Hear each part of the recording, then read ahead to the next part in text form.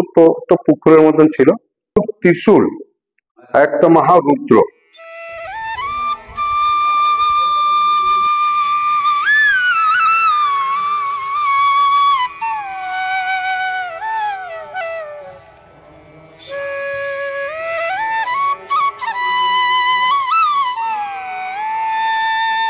হর হর মহাদেব, জয় শিব শম্ভু। বন্ধুরা, আজ আমি এসেছি পশ্চিম বর্ধমানের দুর্গাপুরের ভারতী টাউনশিপে। এইখানে গড়ে উঠেছে দ্বিতীয় কেদারনাথ। তো কেদারনাথের মন্দির দুর্গাপুরে বেড়েই চলেছে। তো আর একটা কেদারনাথ মন্দির তৈরি হয়ে গেল আমাদের ভারতীতে, যেটা ডিএসপি টাউনশিপে অবস্থিত। আর এইখানে আছে জাগ্রত কালী মন্দির, মা ভবতারী কালী মন্দির। তো সেই কালী মন্দিরকেও আমরা দেখাবো এবং কালী মন্দিরের বহু অলৌকিক ঘটনা আমরা সামনে আজকে তুলে ধরবো। আর এই কেদারনাথ মন্দির তো আছেই। তো আমার সঙ্গে আছে আজকে ঠাকুরমশাই আছে, আমার কালী মন্দির যে ঠাকুরমশাই আছেন উনিও আমার সঙ্গে কোঅপারেটিভ করবেন। তো দেখুন, এই কেদারনাথ মন্দিরটা কিন্তু সম্পূর্ণ জলের উপরে। এই মন্দিরটা যেখানে প্রতিষ্ঠিত হয়েছে, তা এইখানে কিন্তু একটা পুকুরের মতো ছিল। তো সেই পুকুরটাকেই মডারেশন করে এইখানে পুকুরের উপরে এই কেদারনাথ মন্দিরটি তৈরি করা হলো। ভিডিওর শেষে আপনারা এই মন্দিরে কি করে আসবেন তার ডিটেলস আমি দিয়ে দেবো। তো বন্ধুরা চলুন তাহলে আমার ভিডিও শুরু করছি, সঙ্গে থাকুন। জয় মা। Taraknath blog present. এত সুন্দর অপূর্ব দেবাদেব মহাদেবকে উৎসর্গ করে পুকুরের মাঝে তৈরি করা হয়েছে কেদারনাথ মন্দিরের আদলে নির্মিত এই শিব মন্দির। ভগবান যে এখনো ভক্তদের ডাকে সাড়া দেন, ভক্তদের পাশে সর্বদা বিরাজ করেন, তা আজ এই মন্দিরে না এলে জানতেই পারতাম না। তাহলে চলুন এই কেদারনাথ মন্দির গড়ে ওঠার পেছনে যে অলৌকিক কাহিনী রয়েছে তা তুলে ধরি। এই পশ্চিম বর্ধমান জেলার ডিএসপি ভারতী টাউনশিপ কলোনিতে বহুদিন যাবৎ বসবাস করছিলেন এক মধ্যবিত্ত শাসমল পরিবার। এই শাসমল পরিবারের প্রধান কর্তা ছিলেন মা কালীর একনিষ্ঠ ভক্ত। তিনি ব্যবসার কাজে মাঝে মধ্যেই কলকাতায় যেতেন এবং মা দক্ষিণেশ্বর কালী মন্দিরে গিয়ে মাকে পূজা দিতেন। মা কালী মাঝে মধ্যেই তাকে স্বপ্ন দিতেন এই বটবৃক্ষের নিচে তাকে স্থাপন করার জন্য, কিন্তু তিনি সেই স্বপ্নাদেশ এড়িয়ে যান। একদিন কলকাতাতে গিয়ে তার অ্যাক্সিডেন্ট হয়। তিনি মা কালীর কাছে প্রার্থনা করেন তার দ্রুত আরোগ্যের জন্য, তিনি সুস্থ হন। এরপর তিনি স্থাপন করেন এই বটবৃক্ষের নিচে মা ভবতারিণীকে। এই ভবতারিণী মন্দিরের পাশেই ছিল একটি পুকুর, আর মা কালীর মন্দিরের পাশে এই পুকুরটিকে সংস্কার করার জন্য জেসিবি দিয়ে পুকুর খোঁড়ার কাজ চলে। এমন অবস্থায় ওই পুকুর থেকে প্রথমেই উঠে আসে একটি শিবলিঙ্গ। সবাই হতবাক হয়ে পড়ে, পুকুরের ঠিক মাঝখানে মাটির এত নিচে কিভাবে এই শিবলিঙ্গটি পাওয়া গেল।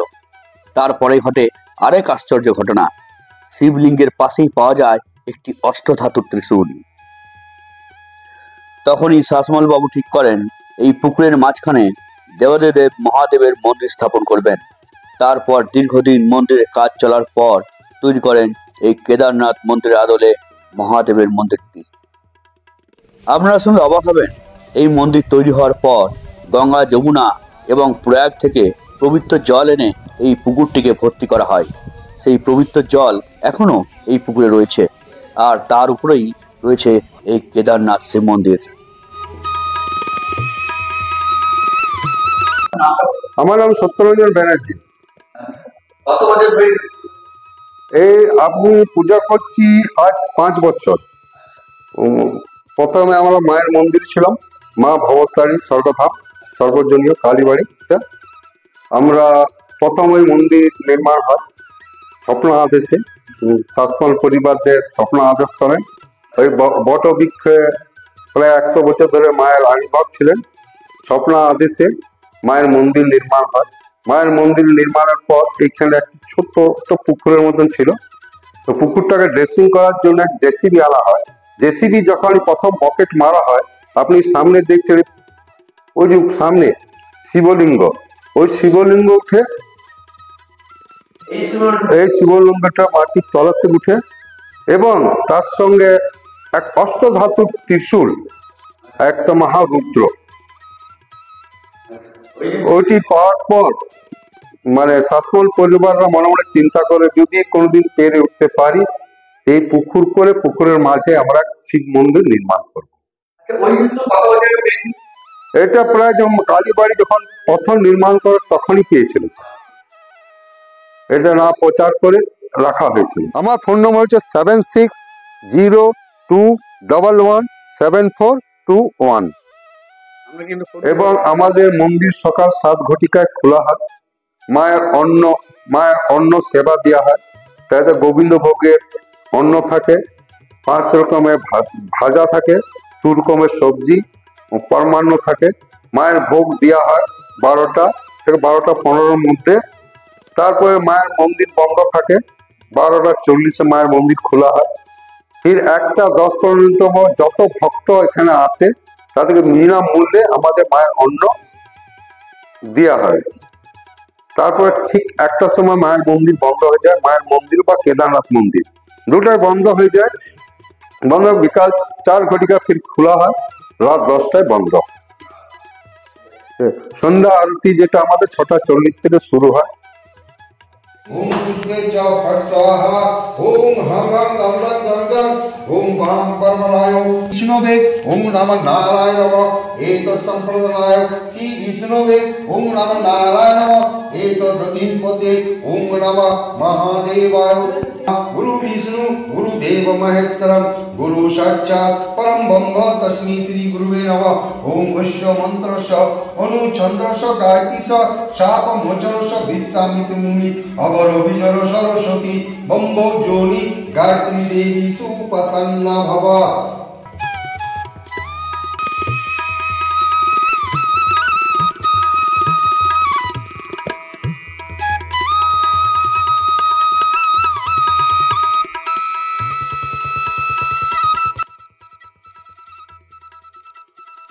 এই কেদারনাথ মন্দিরের গর্ভগৃহে শিবলিঙ্গের পাশাপাশি রয়েছেন দেবাদিদেব মহাদেবের মূর্তি এবং সামনে আছে নন্দীজি। মন্দিরের দেওয়ালে দেবাদিদেব মহাদেবের নানান রকম রূপকে তুলে ধরা হয়েছে এবং পাশে আছেন দেবী দুর্গা, মা মনসা এবং নানান রকমের দেবদেবীর মূর্তি।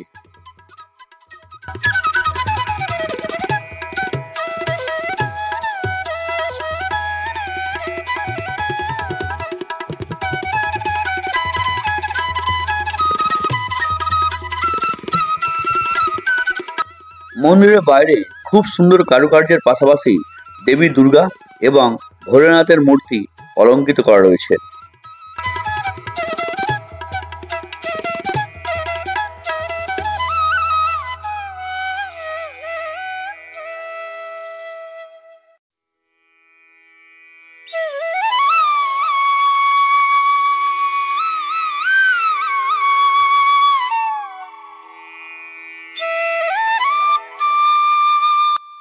মন্দির প্রাঙ্গণে রয়েছে একটি ফুলের বাগান আর আছে একটি চিড়িয়াঘর।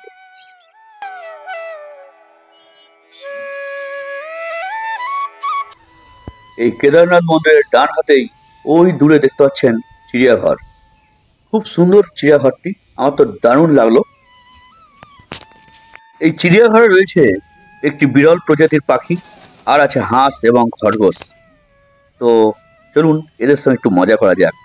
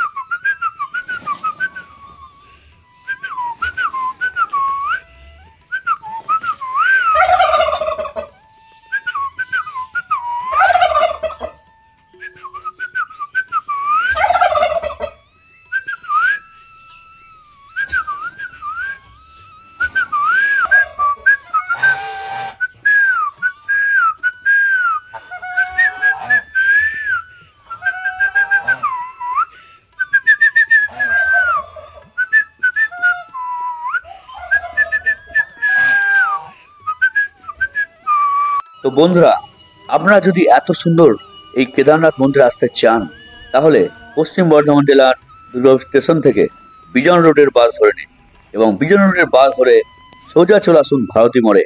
সেইখান থেকে টোটো ধরে চলে আসুন এই দক্ষিণেশ্বর কেদারনাথ মন্দিরে। তো বন্ধুরা, আমি আমার ভিডিওটি এখানে শেষ করছি। নেক্সট ভিডিওতে আবার দেখা হবে। Tata, bye bye. ভালো থাকুন, সুস্থ থাকুন।